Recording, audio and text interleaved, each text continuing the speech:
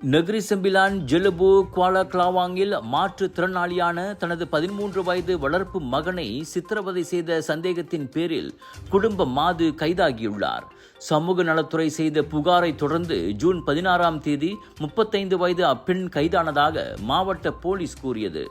அவருக்கு 5 வயது பிள்ளை, 7 மாத குழந்தை என 2 சொந்த பிள்ளைகளும் உள்ளனர். இந்நிலையில் ADHD என்ற ஒரு வகை நரம்பியல் வளர்ச்சி கோளாறால் பாதிக்கப்பட்ட அந்த முதலாம் படிவ மாணவன் 6 வயதிலிருந்தே அம்மாதுவின் பராமரிப்பில் இருந்து வந்துள்ளான். தாமதமாக வந்தாலோ கட்டளைகளை பின்பற்ற தவறினாலோ தன்னை அம்மாது அடிப்பார் என்றும் அடிக்கடி கத்தி திட்டியதோடு துணி மாட்டும் ஹேங்கர், கருவிகள் போன்ற பொருட்களால் தன்னை தாக்கியதாகவும் அவன் போலீசாரிடம் கூறியுள்ளான். கடைசியாக ஜூன் 14ஆம் தேதி பள்ளி விளையாட்டு தினத்திற்கு தயாராகி கொண்டிருந்த போது உலோக குழாயால் தாக்கப்பட்டதாகவும் இதனால் முழங்கை, மணிக்கட்டு மற்றும் முதுகு உட்பட உடலின் பல பகுதிகளில் காயங்கள் ஏற்பட்டதாகவும் அச்சிறுவன் தெரிவித்தான். அந்த வீட்டில் குழந்தை சித்திரவதை நடப்பதாக ஒரு பெண் புகார் அளித்து மின்னஞ்சல் அனுப்பியதை தொடர்ந்து சமூக நலத்துறையால் சிறுவன் மீட்கப்பட்டான்.